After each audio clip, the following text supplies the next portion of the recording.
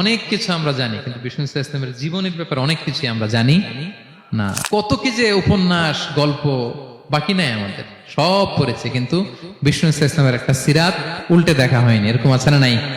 একবার হলেও জীবনে আমাদের বিষ্ণু ইসলামের সিরাতটা পড়ে দেখা উচিত। হুব্বুহু আল ঈমান, নবীর প্রতি ভালোবাসা এটা ইমানের অংশ বা অঙ্গ না। নবীরে ভালোবাসাই হচ্ছে ইমান। আপনার নবীর ভালোবাসা নাই তো আপনার ইমানই নাই। আল্লাহ তাআলা বিষ্ণু ইসলামকে কিছু অনন্য বৈশিষ্ট্য দিয়েছিলেন, স্বতন্ত্র বৈশিষ্ট্য, যেটা আর অন্য কোনো নবীকে দেননি। শুধু আমাদের পেয়ারা হাবিবই পেয়েছিলেন এই বৈশিষ্ট্যগুলো। উনি ছাড়া পৃথিবীর দ্বিতীয় কেউ এই বৈশিষ্ট্যের অধিকারী হতে পারেন না। এই অনন্য বৈশিষ্ট্য কি? সে সমস্ত স্বতন্ত্র বৈশিষ্ট্য যেগুলো দিয়ে আল্লাহ তাআলা বিষ্ণু ইসলামকে ধন্য করেছেন। এই বৈশিষ্ট্যগুলো নিয়ে আজকে আমরা জানবার চেষ্টা করব, কিভাবে আমাদের নবী unique, some distinctive characteristics of prophet Muhammad সাল্লাল্লাহু আলাইহি ওয়াসাল্লাম। এই টপিকের উপর আমরা কিছু কথা শুনবো ইনশাআল্লাহ। কোরআনে অনেক নবীর কথা আল্লাহ তাআলা বলেছেন এবং বিভিন্ন সময়ে বিভিন্ন নবীদেরকে আল্লাহ তাআলা নাম ধরে ডাক দিয়েছেন। কি ধরে? যেমন আদম আলাইহিস সালামকে আল্লাহ নাম ধরে ডাক দিয়েছেন, ইয়া আদম, এই আদম, ইয়া আদম উসকুন আনতা ওয়া যাওজুকাল জান্নাহ, হে আদম তুমি আর তোমার বউ জান্নাতে থাকো, হে আদম, এই আদম। ডাক দিয়েছেন না? কথা বুঝতেছেন? আচ্ছা।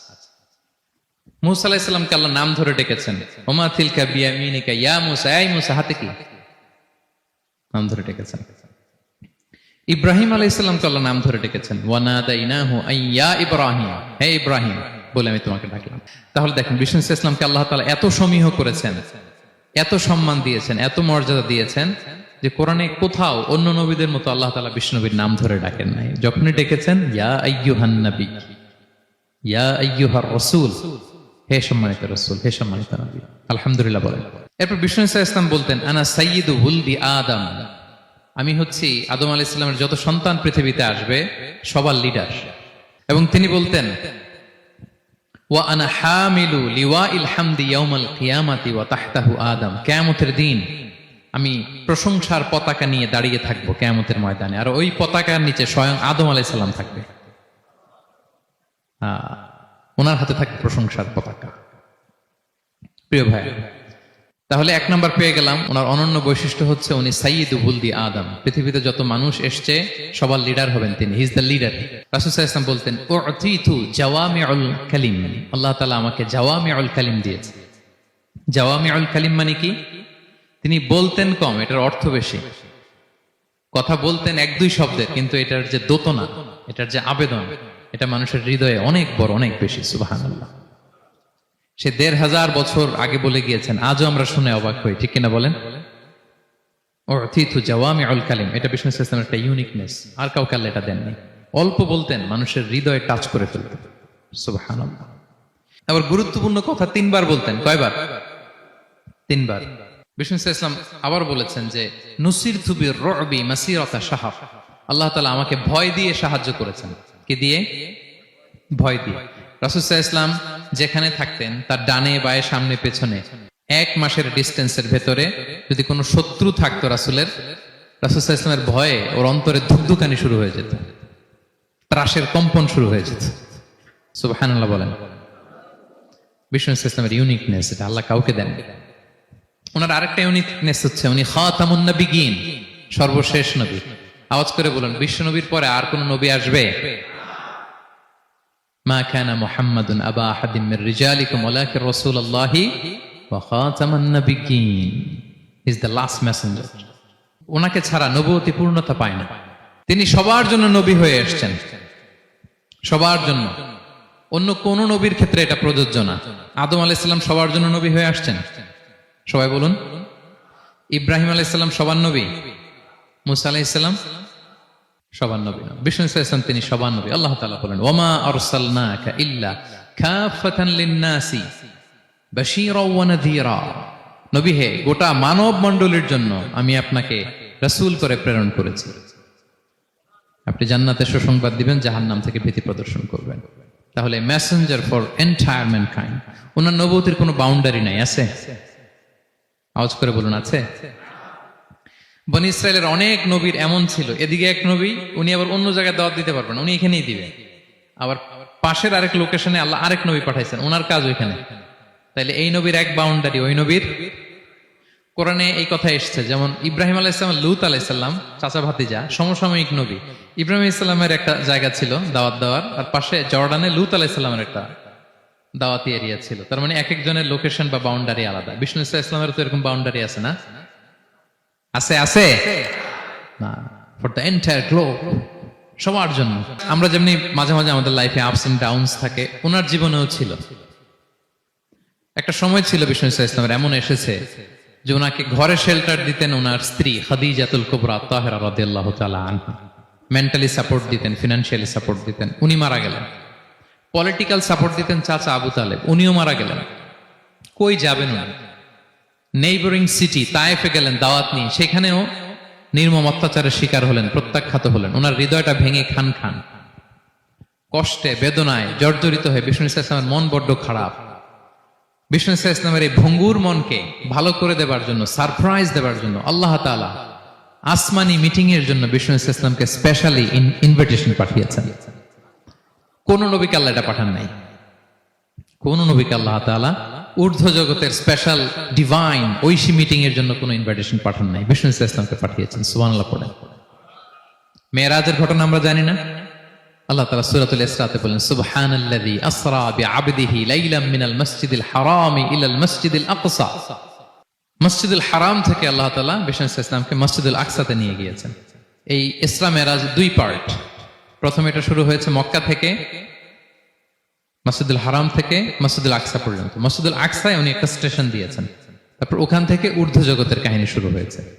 আল্লাহ তাআলার স্পেশাল কিছু নিদর্শন দেখানোর জন্য, বিষ্ণু ইসলামকে সান্ত্বনা দেবার জন্য, ওনার মন ভালো করে দেওয়ার জন্য আসমানে ইনভিটেশন পাঠিয়েছেন। আল্লাহু আকবার।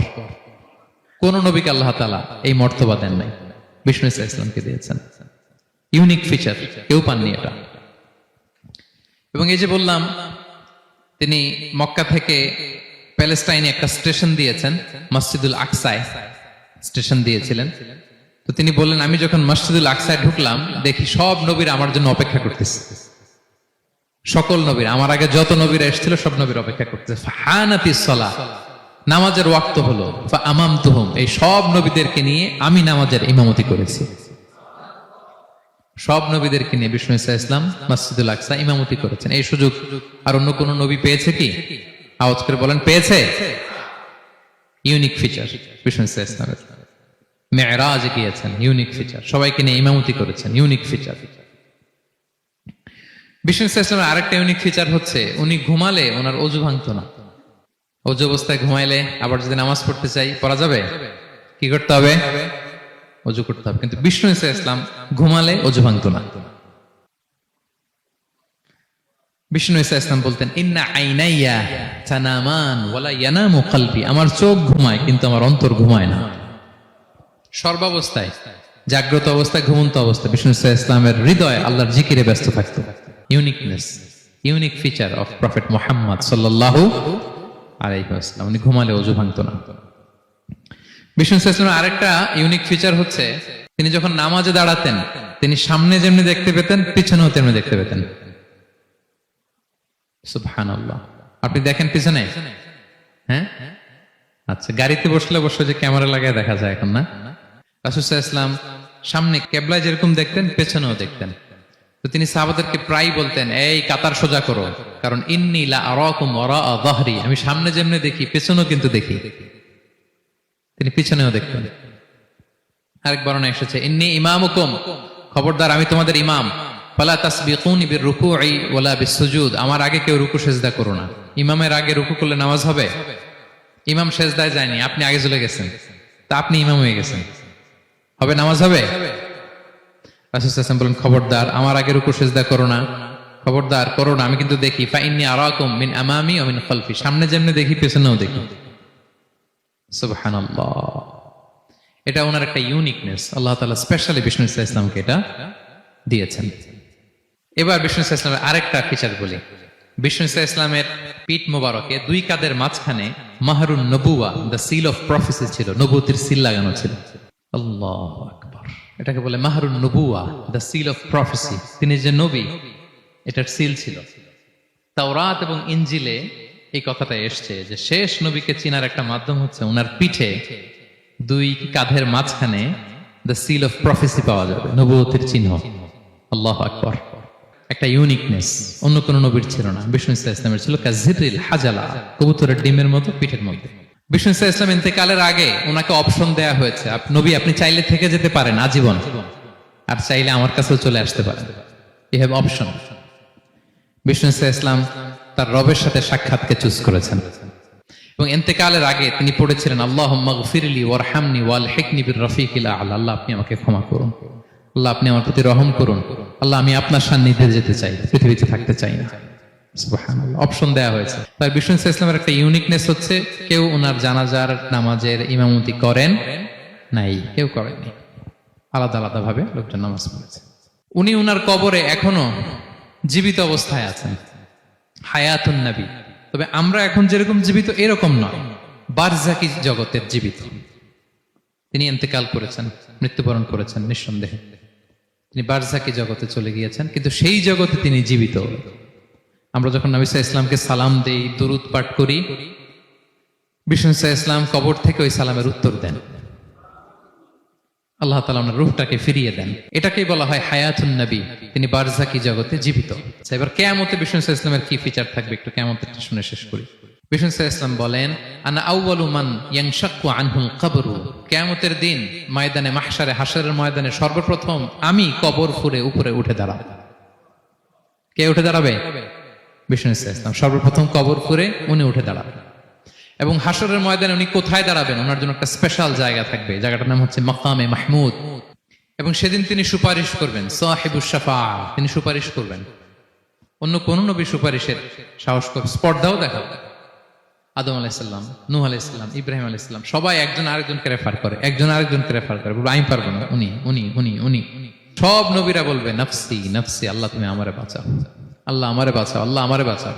কিন্তু বিষ্ণু ইসলাম সেই মাকামে মাহমুদের সিজদায় লুটিয়ে কাঁদতে থাকবেন আর বলবেন উম্মতি উম্মতি উম্মতি, হে আল্লাহ আমার গুনাহগার উম্মতকে বাঁচাও, আল্লাহ আমার গুনাহগার উম্মতকে তুমি বাঁচাও।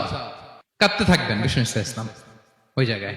তখন আল্লাহ তাআলা বলবেন ইয়া মুহাম্মদ ইরফা রাসাক, হে মুহাম্মদ মাথা তোলো, কুল তুসমা, আজকে তুমি যা বলবে তাই শোনা হবে, সাল তু'তা, যা চাবে তাই দেয়া হবে, ওয়াশফা তুশাফা, যার জন্য সুপারিশ করা হবে, যার জন্য সুপারিশ তুমি করবে তার জন্য সুপারিশ কবুল করা হবে।